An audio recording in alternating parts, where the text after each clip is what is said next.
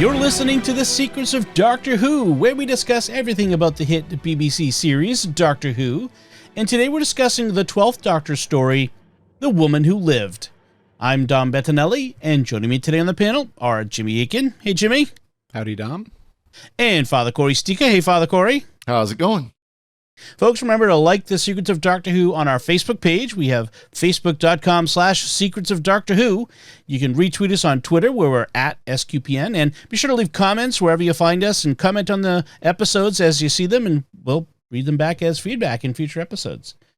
We want to tell you about another show on the StarQuest Network you're sure to enjoy called The Secrets of Movies and TV Shows, and you can find that wherever fine podcasts are found or at sqpn.com/secrets. And this time we're talking about The Woman Who Lived, as I mentioned. And Jimmy, can you give us a recap of what happens? This week, the 12th Doctor lands in a companion light episode that doesn't have Clara until the final scene. The bulk of the episode happens in England in 1651, where the Doctor, which is 10 years after the publication of John Playford's The Complete Dancing Master, by the way. And the Doctor meets Ashildr from last episode. She's now 800 years old and has forgotten her name. She refers to herself just as me. She's become a highwayman and never used the second immortality charge the Doctor left her with because nobody ever turned out to be good enough. And she's extremely bored and wants to become the Doctor's companion, but the Doctor resists that plan. Ashildr has also formed an alliance with a fire-breathing Lion Man alien, and they've been seeking an artifact that brought the Lion Man to our world from another dimension.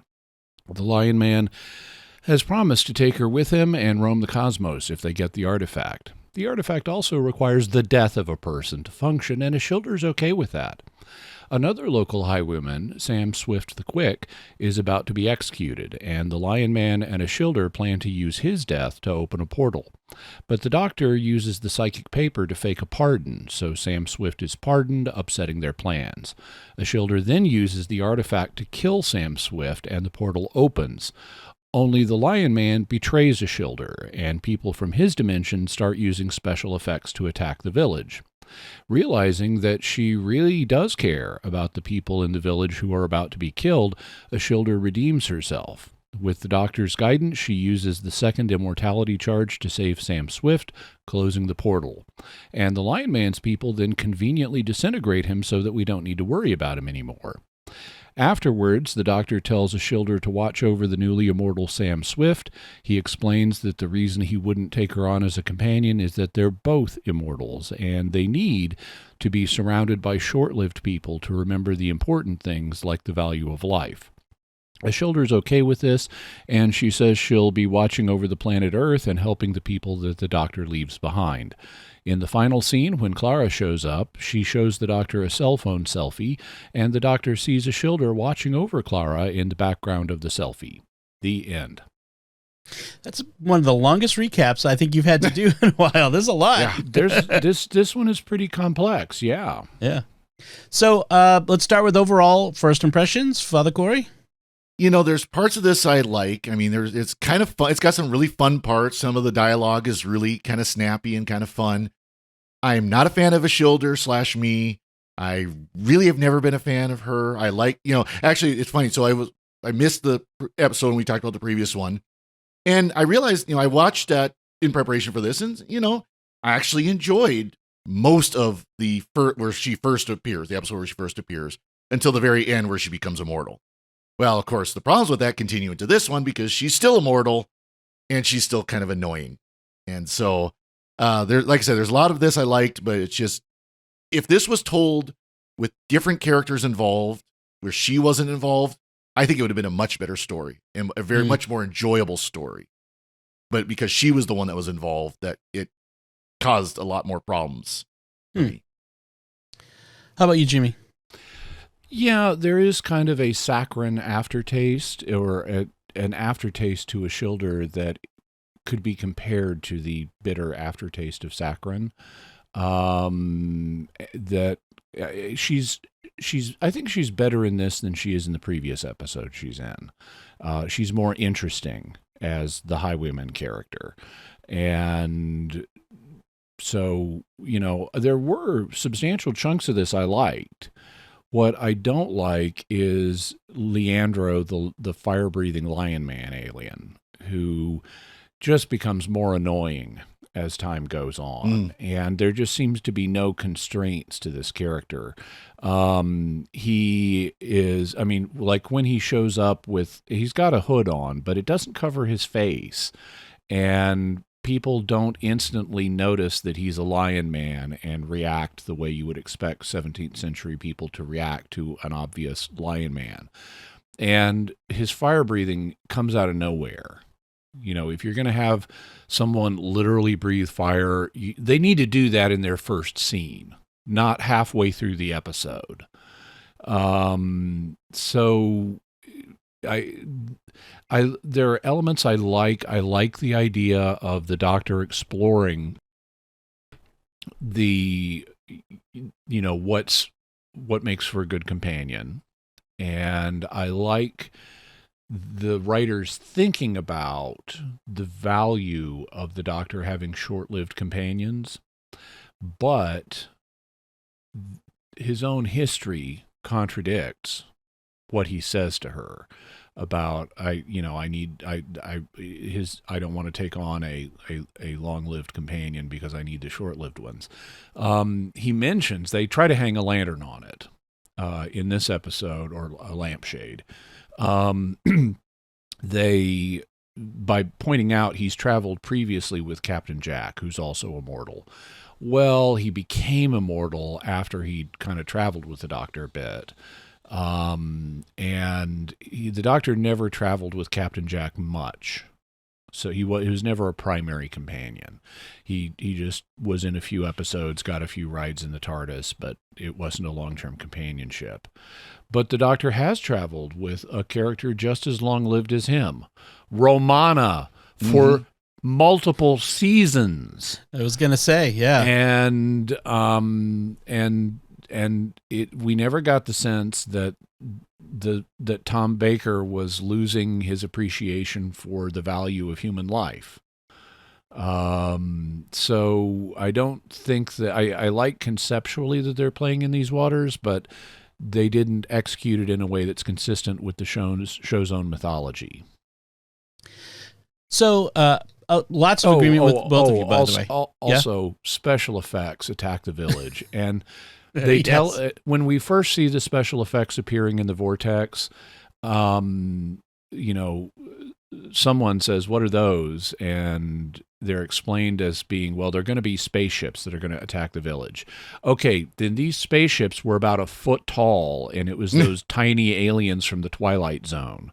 Because their attack strategy is, let's plow into things and destroy our spaceship if that glowing thing is a spaceship.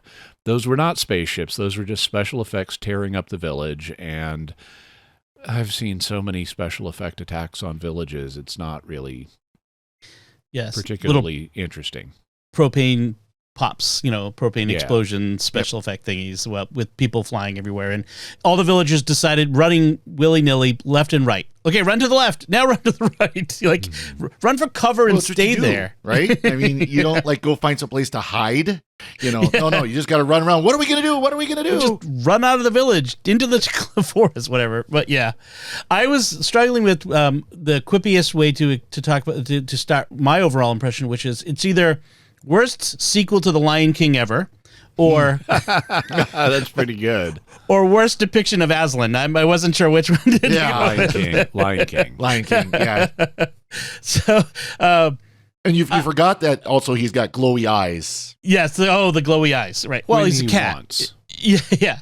Is it a robot? Nope. I agree with the whole. I didn't love Ashildr in this, and I am curious what would it have been like if it had been Captain Jack. I don't love Captain Jack Harkness as a character. There's weird things about him, but at least he was light and fun most of the time.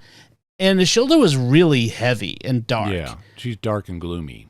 Yeah, and I get it. I get the idea that you want to portray the weight of a human being living, forever in this life, that, it's almost always in fiction portrayed as this cool thing, like Highlander, and like do you want to live forever, and what that would be, how cool that would be to never have to die. And I like the idea of portraying what the weight of that would be, actually, the downside. So that part is cool. But yeah, it was a very almost literally dark episode too at times. Like there's a lot of this filmed in very dark scenes. So and the resolution was a bit too pat. It was a bit too, let's resolve things by special effect. Basically, that's how we resolve the conflict in this. It feels very Doctor Who paint by numbers. The special effect attack, and now we've got to reverse. Now all we have to do to solve the special effect attack problem is close the portal, so we undo the thing that did the thing. And then his brother aliens conveniently disintegrate him from the other side of the rift that's now closed. Right. Because reasons. Come on, guys. This is, you're not really working at this. Well, they had to force in that the final conversation between Ashildr and the Doctor of, well, now I'm going to be watching the world for you, or again, right. Watching out for you. And of course they do the kind of the double entendre of either, I'm going to be watching, and waiting for you, or I'm going to be watching out and making sure you don't break things more than you already have. And watching over the companions. So we get this presumption that she's been watching over all of the companions, from, Ian and Barbara on, that would be the assumption, or Jamie, frankly. Because that's something new who was really brought into, is the people who are left behind. And of course it's the companions that the Doctor has changed, and, you see that abandoned. with Rose, she becomes superhero woman, Yeah, it is. And I get what they're trying to set up is the eventual where Ashildr / me will end up at the end of this season. Clearly, I think Moffat is got this arc going, the me arc, and so I think that's where that last conversation might have been added by him, although he doesn't get a writing credit, so maybe that's not. Yeah, I found myself wondering just what guidance did, I forget the author's name, but Catherine Tregenna. Yeah, I wondered what kind of guidance did Moffat give her for writing this, because this presupposes a knowledge of the previous episode. Right. And it's very rooted in what happened in that episode, and then it's also pointing forward to where me is going to end up. So I think that Moffat must have given her, like, here are the essential beats of her arc. Now write a script in this stage of her arc for me. That sounds plausible, because I mentioned in kind of my little recap, or how I felt about this. That I'd watched the previous episode kind of in preparation for this, and up until the last moment where she died and then was resurrected basically by the device, that point it felt like, okay, this is where Moffat stepped in and wrote the ending there so that she can continue. And then I could see that he would have said, okay, here's what had happened before, here's what you need to kind of say as part of your closing dialogue. Right. Yeah. Without giving her the exact dialogue. I mean, I should say. That's why he doesn't have writing credit. Yeah, although producers are allowed to do a certain amount of rewriting without it violating their role and mandating that they get a writing credit. Yeah. Also, I think that final conversation, as well as some earlier ones in the episode, are also setting up what's going to happen to Clara. Because at one point, Ashildr asks the Doctor, why haven't you made Clara immortal? Well, she will be by the end. Right. And at another point, Ashildr tells the Doctor, Clara is going to blow away like smoke. And it's like, okay, that kind of happens with Face the Raven. Right. And this idea that she's going to watch over companions, which is ultimately what's going to happen, is she and Clara, undead Clara, fly off together in Clara TARDIS. Yeah. So, that's true. Yeah, they were really hinting at things in this one. Yeah. I was thinking about this. Why do you think this was written without Clara? Like, why was Clara excluded from this story? Well, it could be. I mean, I can think of two reasons. One is they just sometimes do Doctor Light or Companion Light episodes for production reasons. It makes it easier. It lets you give people time off. The other, I mean, hypothetically, they could have excluded Clara from this so that she wouldn't see the effects of what the Doctor did. Because the previous episode ends with him saying, I think I may have made a mistake. And so they could be not having Clara be witness to the magnitude of his mistake. It could be that will play a role in when Ashildr comes back, Clara's level of knowledge of all of this. And it could be because they wanted a chance to really focus down on their stunt casting with Maisie Williams and let the Doctor and Ashildr have almost the whole episode to themselves without having to write Clara in and give her stuff to do that would take time away from the Ashildr character. That's true. And it would have created this tension where does Clara fall on the Ashildr question? It really it would have taken away from the Doctor really focusing the Doctor as an essentially immortal person, right? And Ashildr, who's a functionally immortal person, trying to that conflict, and then having this little mortal who's going to blow away like smoke in the middle would have maybe distracted from that, and it would have hampered the discussion of the themes that they wanted to explore. If you've got Miss Mortal right there. Yeah, that's true. It is quite a coincidence of the Doctor running into Ashildr in 1651. I just was thinking that as I was watching. Like he didn't expect to find her. He didn't go looking for her, and in fact, it is kind of. I mean, it's in character, but it is kind of weird that the Doctor would have created this immortal human and not followed up, not checked on how she was doing. He did check on how she was doing. When she was founding a leper colony, for example, he watched her from a distance and saw she was doing okay. Right. I mean, that's, and does he really have the time? I mean, he is a Time Lord, but still, does he have the time to keep going back every once in a while? And it was kind of implied that the way Ashildr kept pushing on the Doctor about, you always run away, you always do this, that she was also kind of in a way following the Doctor. She was like Donna, where when Donna came in for her season, where she was rushing to where she knew the Doctor was going to be. Yeah. And eventually did run into him. And it seems like that's what Ashildr was doing as well, is where she was going to those events and places that she figured out that the Doctor would eventually show up and was kind of watching him in the background. And it wasn't until this event where they actually ended up meeting up. Because the Doctor does show up in England quite a lot between 800 and 1600, very specifically, as opposed to other places in the world, as we've mentioned before. So what do you think of this idea that the human brain can contain only so much memory? That's a key point of her identity. So it's going to depend on your ontology of humanity. And if you are a materialist reductionist, then it would be true that there is a finite capacity to what the human brain can hold. And at a certain point, you either stop forming new memories or you keep forming new memories and it pushes out old ones. In fact, actually, we do have something like that happening regularly. One of the things that happens when we sleep is it helps clean out old memories. I mean, they may still be in there somewhere, but we lose access to them and we keep accessible the memories we really need. Now, one's personal identity is part of that. So her forgetting her name and thinking of herself as me is not really plausible.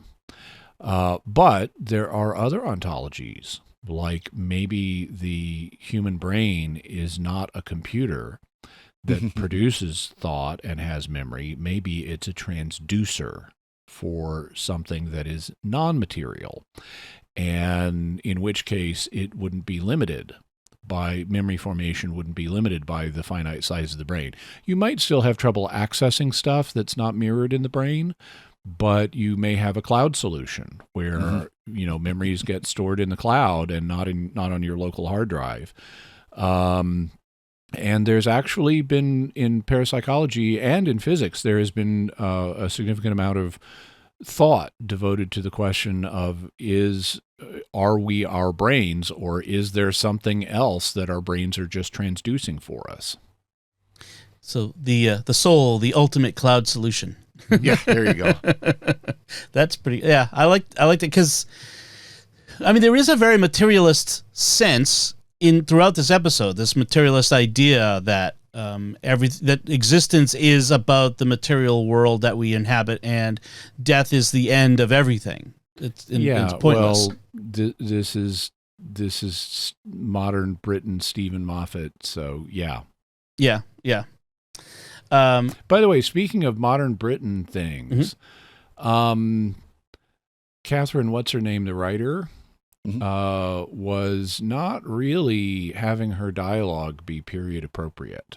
No, anachronisms. Yeah. All over the place. Yeah. Like she refers to the doctor, she has Ashildr refer to the Doctor as her sidekick. Okay, sidekick is an Americanism, and its earliest recorded date is 1901. So we're like 250 years early on that one.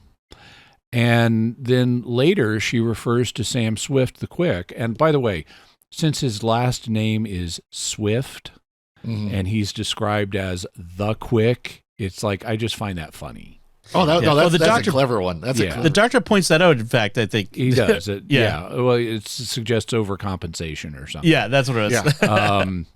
But I just think the name itself is just funny. But she has Ashildr refer to him as Bingo Boy. Okay, the term bingo is even more recent. It's only 100 years old. It's from 1920. Yeah. So we're like more than 200. We're like 270 years early on that one. You know, they missed out with the whole sidekick thing. I mean, come on. The Doctor needed to be called her companion. Yeah. Oh, that would be good. Yeah. That was just such a missed opportunity to have, and to have the Doctor just give her a dirty look. Right. That would have been good. So her name. I do like at one point when the Doctor doesn't yet realize it's Ashildr, and he's robbing the same stagecoach that she's robbing, or the same coach, and they're both after goods that this rich couple has, and the Doctor says, "Can't we share it? Isn't that what robbery's all about?" Okay, that's a good line. That was good. No, there was some very quippy dialogue in this. I like, Sam Swift had some good stuff. Of course, he knew that some pretty good. Yeah, at the end there, where he's, he was on the stand waiting to be hung. He said, keep you laughing, they'll delay the hanging. Yeah, it was a little weird, the stand-up routine. I'm not sure. It's because of the casting. So I was going to say I really like Sam Swift the Quick in this because he's played by Rufus Hound. Rufus Hound is a British comedian. And so that's why they have him doing the stand-up routine and doing all the puns and quips and stuff like that. Okay. I'm also familiar with him from, now where I'm really familiar with him from is Big Finish, because he plays the current incarnation of the meddling monk. And he is really good as the meddling monk. He is an awesome meddling monk. His comedic sensibilities are really good. And lately they've been having him play against Missy, where they have the meddling monk functioning as Missy's companion. So you have this totally out of control Missy, and the meddling monk is meddling, but he's more restrained than Missy is. And so she abuses him, and he's like kind of been drug along for the adventure and is trying to find his way out of it, and secretly looking to betray Missy and get away from her and all kinds of stuff. So he is a really good meddling monk. Oh, we'll have to do those in the future then. That sounds good. So her name of Me, I feel like an allusion to the idea of the God's self-appellation of I am, this idea I am me, just, and the singular alone sort of idea. And I was trying to figure out, like, what if there was even anything deeper than that than just. I didn't take it that way. I think the idea was just, oh, she's so old she's forgotten her name. What else would she call herself? Well, the truth is she would call herself by another name. Yeah. And it likely would be a mutation. If she did forget her original name, it would likely be a mutation that evolved over time from Ashildr. Like maybe she calls herself Ash now and doesn't remember being called anything other than Ash. Right. But or it would be a random name picked out of the air, or a name someone gave her. But this is TV logic. Oh, you forget your name, you call yourself by a pronoun. You're used to calling yourself by a pronoun all the time anyway. Right. She's kind of like Forrest Gump in the sense of, we get this montage of all the amazing exploits that she's had. She's not lived, all of her Mary Sue exploits. Yeah. She's a queen and fights at Agincourt as hidden as a man, cures scarlet fever in a village, and then is, the superstitious Christians, try to drown her like a witch. Yeah. How did she cure the scarlet fever? They don't say. Yeah. Yeah. But it's because she's Mary Sue, because as she says, you need 10,000 hours to master any skill. This is a legend anyway. Yeah. And at 100,000, you're one of the best that's ever been. And she's got enormous amounts of practice at everything. So she is the bestest ever Mary Sue character. Do you think it's true? I've heard that saying before, though. Like it takes 10,000 hours to become a master at anything. Do you think that's a myth? There's an element of truth in it. What I don't know is it statistically validated? Because I know, because I've trained myself in multiple skills, that it takes a while to get really good. And it took me a long time, for example, to learn to call and learn to call multiple different forms of dance. That's a skill, and it took time to master. What I have, and the same is true of other skills that I've mastered, and I'm sure the same is true for y'all as well. Whether it's 10,000 specifically, I think it's going to depend on the skill.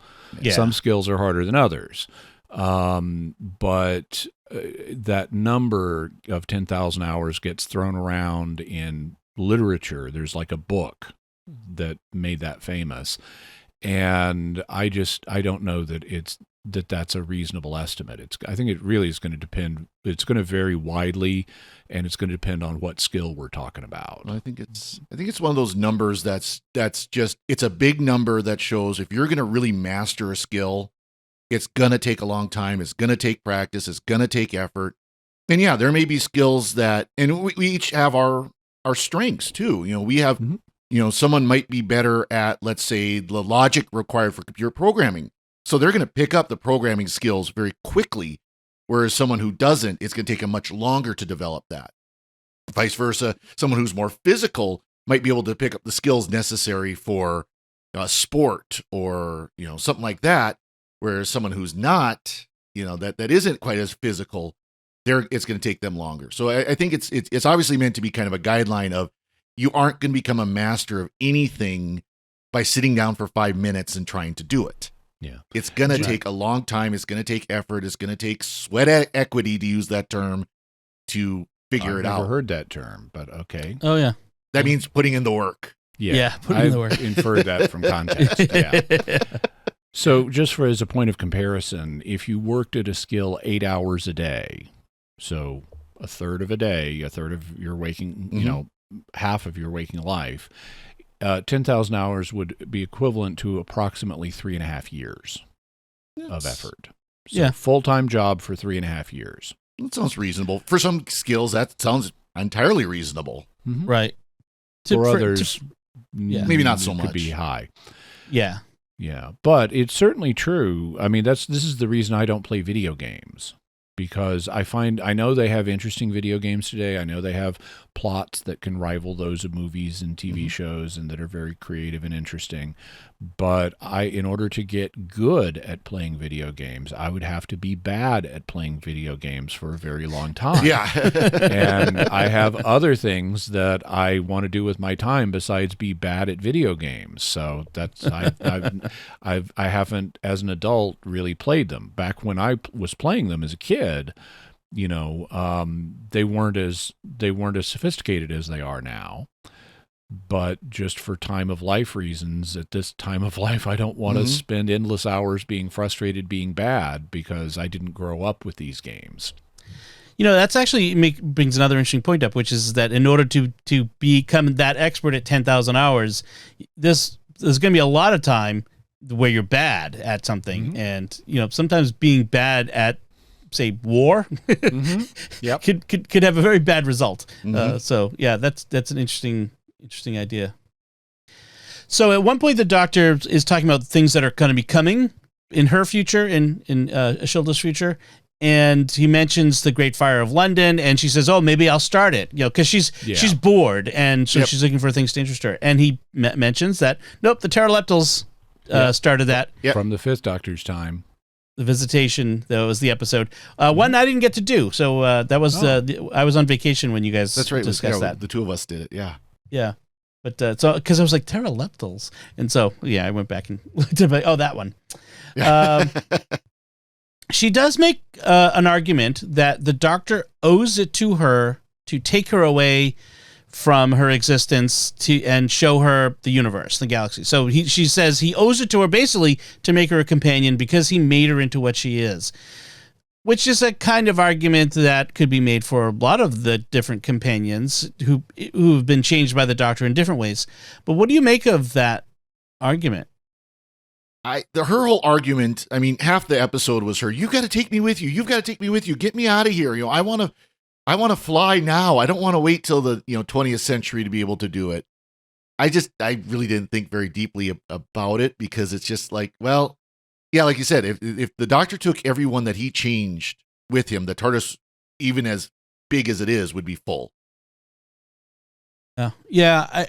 I also wonder if she was trying to look for an out, so she didn't have to do what Lion Man was asking her to do. Yeah. Oh, I think so. She would have preferred to go with the Doctor. Yeah.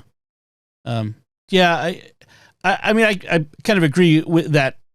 He doesn't owe her necessarily to take her as a companion, but he might, he gave her life. How about one hop to a future century where my advanced knowledge will be less disruptive? Right. That's true. Yeah. The idea that, he gave her life, basically. He gave her life back. So I don't know that he owes her more than that. Yeah. Well, I think if you make someone functionally immortal, you probably carry a little more responsibility than just jumpstarting their heart. That's true. That's true too. Yep. We have she talks about having survived the Black Death, because she can be killed. She's not she's not immortal in that sense. Yeah, and so but she does survive the Black Death and talks about having lost her children. And we have this scene. And that's a genuinely affecting scene. Mm-hmm. Yeah. And the whole thing, I leave the pages in my diaries where I talk about my kids so that it serves as a reminder not to have any more. Right. But, also you think about it and, you would get over their deaths eventually. I mean, people do. In fact, having 2 kids die of plague, that happened to lots of people. In the ancient world, it was the norm to not raise all of your children to adulthood. Right. If you had 7 kids, you may raise 4 of them. And it was, young death in infancy was not just common, but expected to happen to everybody to some degree. Yeah. They talk about, how we've got such a greater average lifespan now, and it's true, and a lot of that is because of our medical system. But the biggest part of that is the fact that we don't expect kids to die in infancy now. The medical system has gotten that, because people would live to be 70, 80 years old back then. And that wasn't all that uncommon. And it was the reason the life expectancy was so low was because of how much infant mortality there was. Yeah. If once you made it past infancy, you would live a respectable lifespan. There were people who lived to be 70 or 80 or even 90, but it was more common for people to live to be, 45, 50, 60. Mm-hmm. And, 50s and 60s, I think, was kind of the median for where people would die once you got past infancy. So, and it didn't put people off having kids. Otherwise we wouldn't be here. Exactly. So, her scene, while effectively, tragically effective in an emotional sense, the long-term decision of I'm never having kids again because I lost these two early is not true to history. Or falling in love again, having had others. And by the way, notice she's never used her immortality pack because no one's ever good enough. So what does that say about your husband that had the kids with you? Right. You didn't use it on him? Really? You weren't that into him, were you? Right. Or any of, she could have been married and widowed dozens of times, throughout this, and none of them. That's surprising. Yeah, this me, unlike the previous one, who, despite her annoyingness, is innocent and charming, this one just comes across as a selfish woman who and is... That's cynical. That was the intention, that she's selfish, she's just, it's all about her. And again, that's the whole thing of, take me away. I'm bored with this time. I'm bored with this place. Take me someplace that's more interesting and exciting. And I suppose by the time we see her again, that aspect of her is also burned away. Like she's no longer that, and so maybe that's where to see this progression, this movement through these different personality types. And even at the end of this episode where she goes, I actually do care about these people. I mean, that right there is a character change where the old, more caring person kind of comes back. Right. Although again, kind of in a look at me, I actually do care about these people kind of way, but still. Aren't I wonderful? She does confront the doctor, as we mentioned. Why hasn't he made Clara immortal? Which that means he'd have to find the same technology somewhere and whatnot. He could just have a replicator on the TARDIS, mass produce them, and make all of his companions immortal. He could. Or give her Artron energy or whatever. Yeah, right. And it is a bit of a prediction of Clara's fate, which is that she is not going to be immortal, and then maybe she will be functionally immortal because that whole because she's also thing. Also notice that this episode hinges on Ashildr becoming like the Doctor, and Clara's entire arc is Clara becomes like the Doctor. Yeah. Yep. He does tell her not to kill Sam Swift the Quick. And she thinks it doesn't matter. Like, what does it matter if he dies now or later? He'll die soon anyway. And the doctor does say, I know their lives are short. I understand. But those lives do matter. And he's making the point, like, we may be immortals, but that doesn't make their lives any less worthy of being lived. And so, which is a good point that needs to be made from time to time. I like one line that Ashildr has which is highlighting the difference between the Doctor and her. And she says, you gad about while I trudge through the centuries. And it's like, this show would be very different if the Doctor wasn't immortal, but didn't have the TARDIS. Yeah. And just trudged through the centuries like Ashildr's been doing. Well, he might go around and cutting off other immortal people's heads off. Oh, wait, that was Highlander. Never mind. That would be Highlander.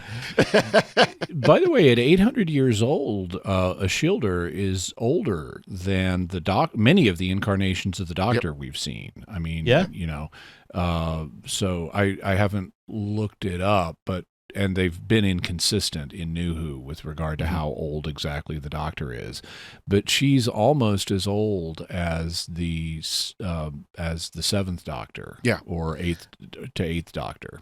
unless you count from the Timeless Child. Right. Yeah. Well, true. From the beginning of William Hartnell's incarnation to then.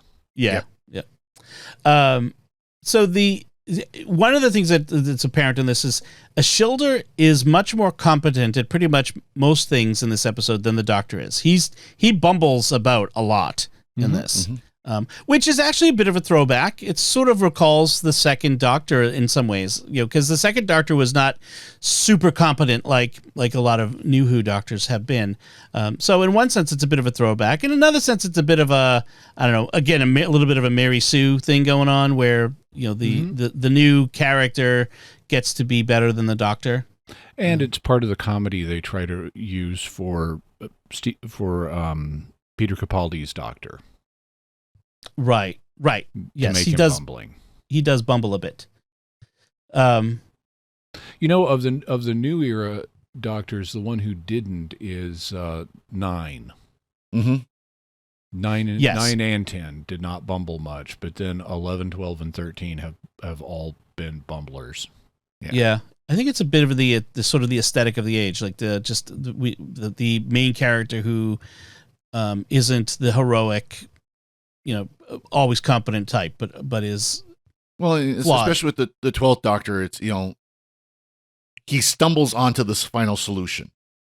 He just all of a sudden, oh wow, yeah, this is exactly what we're gonna do, and that's it, and he saves the day by whatever he just happened to trip over. So one of the things that comes up again, Ashildr blaming the Doctor for things. She tells him, "You didn't save my life, Doctor. You trapped me inside it." And there is, I don't know, a question about. No, he hasn't. You can just off yourself. Right. You're not invulnerable. You could, is this a dagger I see before me yourself? Right. But there is a bit of for me, a question of the morality of eternal mortal life.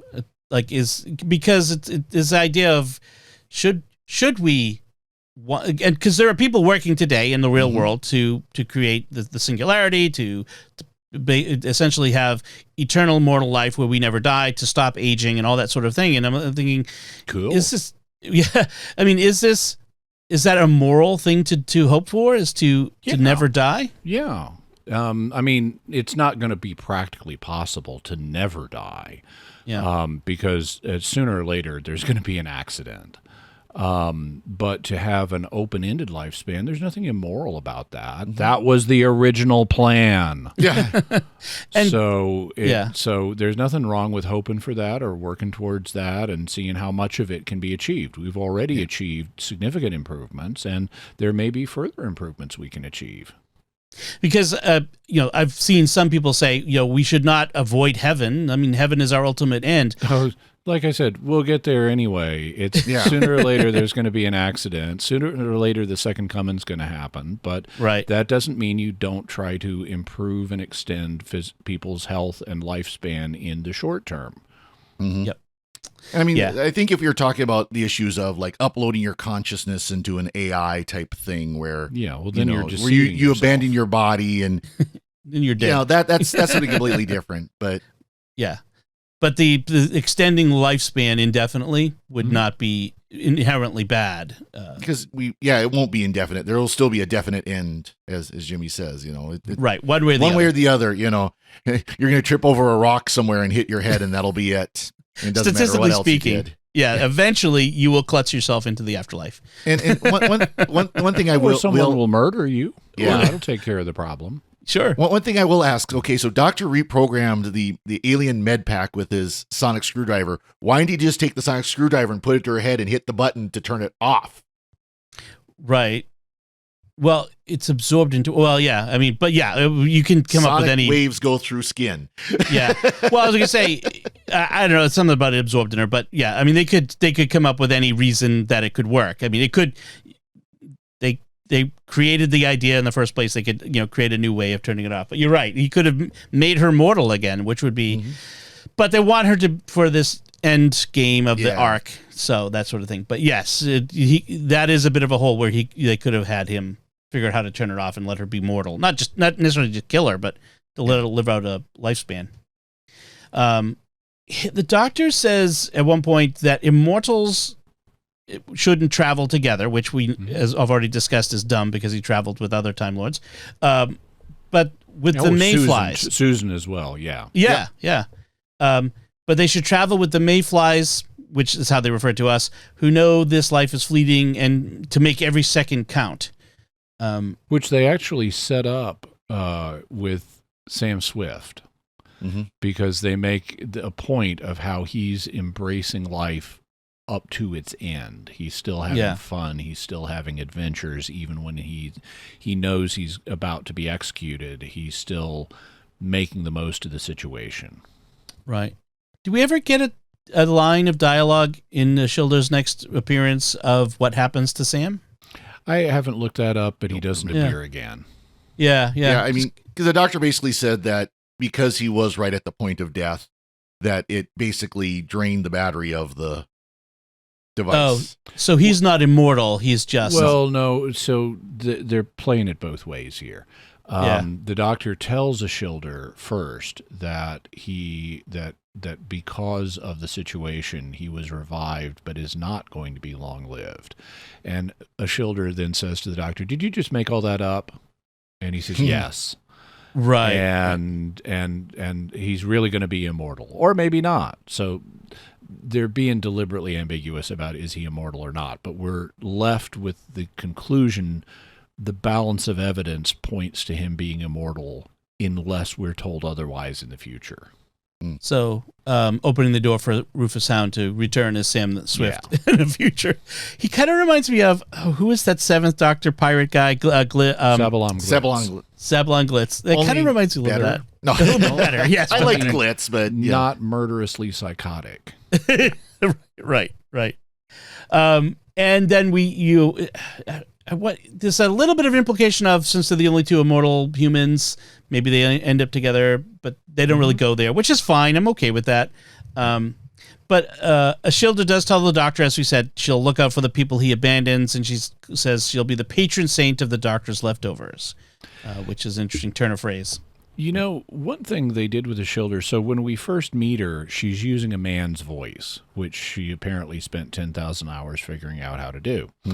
And then later, and she's wearing a domino mask, so and the lower part of her face is cloaked, so you can't really see that she's a woman. And the man's voice strongly suggests that her highwayman character is a man. And then later, she explains the voice is just something she learned how to do. So later, we meet.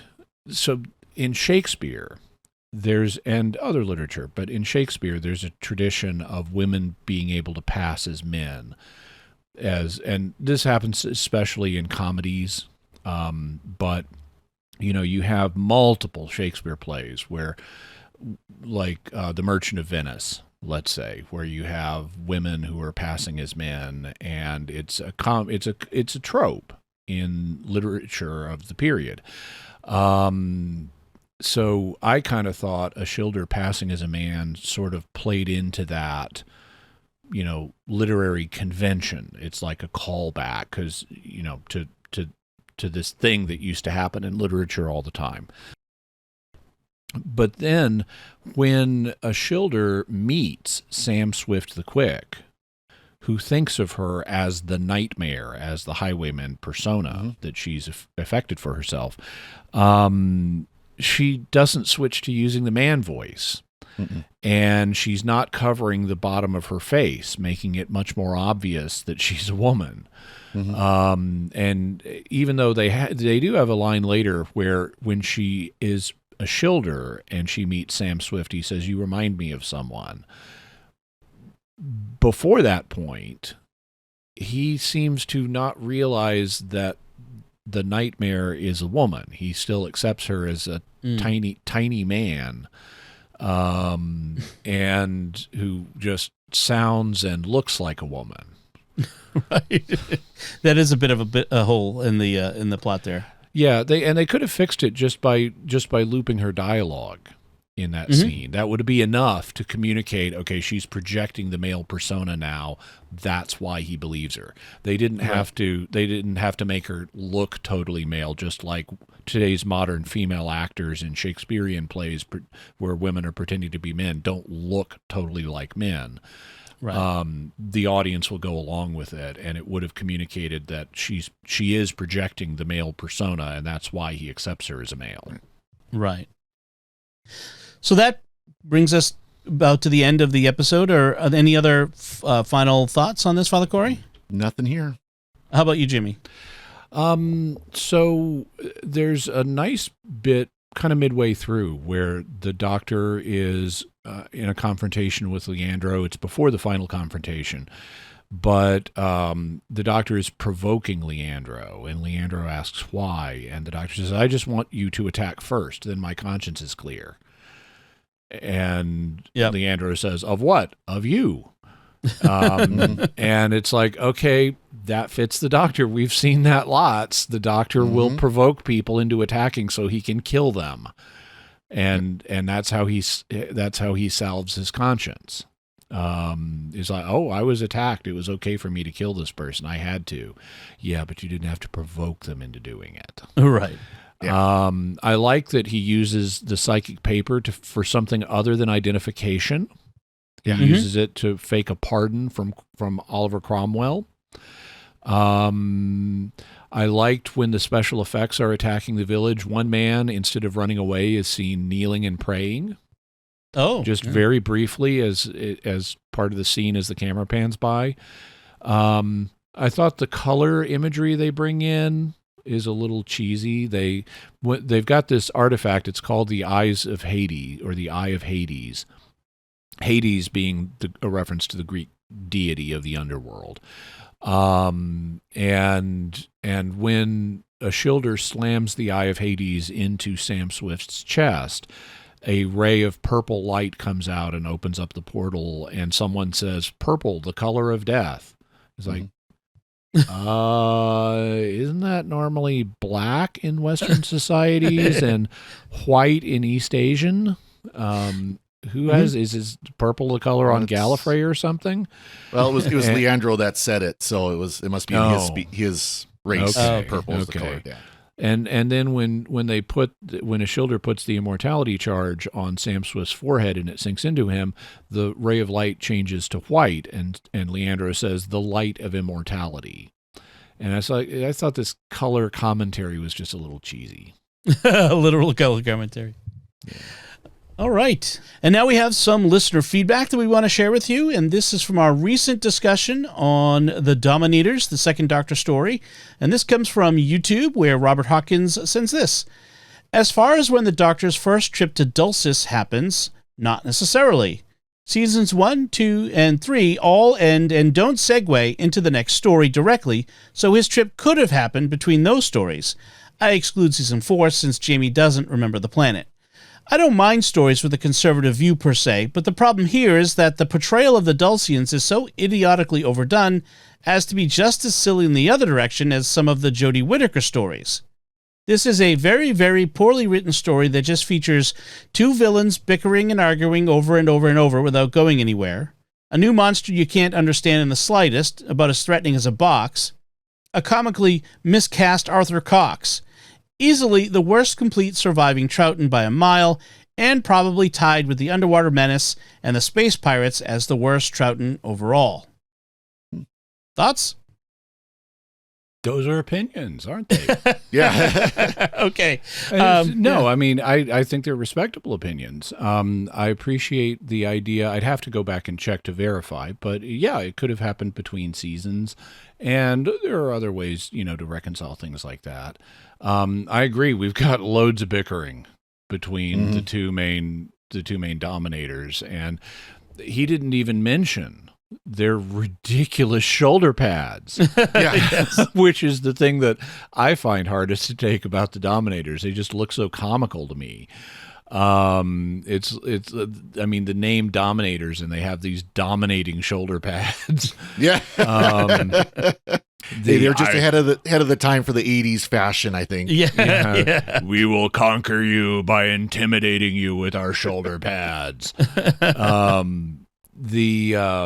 And I think I pointed out during our commentary that, this had, even though the Doctor Who show is sometimes accused of being political in a liberal direction, this is one where it's in a conservative direction. And you do, especially early in the show's history, during the first and second, and to a limited degree in the third Doctor's time, you have conservative skewing messaging in the show. It's inconsistent. You also have liberal skewing messaging in the show. Eventually, the liberal skewing messaging takes over in New Who and just becomes de rigueur and much more annoying because it always goes in the same direction. But you do have a statement here where the Dulcians have become too addicted to the idea of pacifism to do what they effectively need to do to protect themselves. They've lived at peace for so long, they've gotten high and mighty about it and are resistant to the idea of you may actually need to defend yourself now. This is, in a way, one of the things that happened with Europe after World War II, because the thought World War II was so horrific that it put Europe off of war. And then we had the Cold War, where Europe was an ally of America, and because they didn't want to be taken over by the Soviet Union. And maintaining peace became this super priority. We didn't want World War III. And so you got this kind of pacifist ideology that affected European elites. And then after 9/11, it's like, wait, we need to maintain peace at all costs. It's like sometimes you need to go smash the enemy. Mm-hmm. And sometimes you do that in an appropriate way, like what happened with Afghanistan. And sometimes you make mistakes, like, in my opinion, what happened with Iraq was a mistake. I don't judge the people doing it, but I think in hindsight, it would have been better if we had not done that. As for the quarks being ridiculous, the villain creatures, there are a lot of kind of ridiculous villain creatures throughout this period of Doctor the Yeti. The robo Yetis were kind of silly, and so I get the idea that they look harmless. They look like children in outfits, which and they are, yeah, right. And so I think it emphasizes the fact that the Dulcians are so incapable of taking care of themselves that they can't even deal with a threat like this. And I think that might be part of what they're getting at with it. I don't know, but I have a hard time criticizing them because because frankly that throughout the first and second Doctor's time, there are lots of these strange, not very threatening villains. Well, specifically robotic ones, because we're trying to recapture the magic of the Daleks so that we don't have to mess with the Terry Nation anymore. Yeah. And there were loads of experiments that gave us the Chumleys, and it gave us the Quarks, and it gave us other things, and it's trying to catch lightning in a bottle a second time. Yep. Do you think this is the worst surviving Troughton? I haven't thought about that question. Yeah. And I haven't yet seen the Space Pirates. Okay. And it doesn't survive, but there are reconstructions of it, and I haven't done that yet. So I want to reserve. I need to see the Space Pirates first to make a decision about what's the worst Troughton. In terms of, is this the worst one that we have intact? I haven't thought about the question. Okay. But I didn't hate it. Yeah. I thought it was pretty paint by numbers, but it had some redeeming qualities. I like the fact that the Dominators are not both uniformly evil. I like Right. the fact that the evil characters have conflict among them about how evil they should be. And one of them is, amoral, but not really evil. The head dominator is like, don't worry, don't fly off the handle about if they're not a threat to you, who cares? Right. Yeah. Right. Yeah. I'll go with that because I didn't think it was horrible, but yeah. All right, so that's our feedback. Thank you, Robert. And now let's take a moment to thank our patrons who make it possible for us to create the Secrets of Doctor Who, including Anthony M., David G., Rick A., Christina T., and Dennis G. Their generous tax-deductible donations at sqpn.com/give make it possible for us to continue the Secrets of Doctor Who in all the shows at StarQuest, and you can join them by visiting sqpn.com/give. We'd also like to thank Simon Zganek, who edited this episode for us. And so that's it from us. What did you think of The Woman Who Lived, this 12th Doctor story? You can let us know by commenting on the show at sqpn.com or the Secrets of Doctor Who Facebook page, or send an email to drwho@sqpn.com, or visit the StarQuest Discord community at sqpn.com/discord. You can now watch The Secrets of Doctor Who in video on our YouTube channel at youtube.com/StarQuestMedia, where you should be sure to subscribe, hit the bell for notifications, and like the video. We'll be back next time when we'll be discussing the 5th Doctor story, The King's Demons, because it's always demons. Until then, Father Cory Sticha, thank you for joining me and sharing The Secrets of Doctor Who. Oh, that's going to be interesting. Thanks, Dom. Chameleon's coming. Oh, no. Chameleon is coming. Jimmy Akin, thank you as well. Thank you, and stand and deliver. And once again, I'm Dom Bettinelli. Thank you for listening to The Secrets of Doctor Who on StarQuest. And remember, this is banter. I'm against banter. I'm on record on the subject of banter.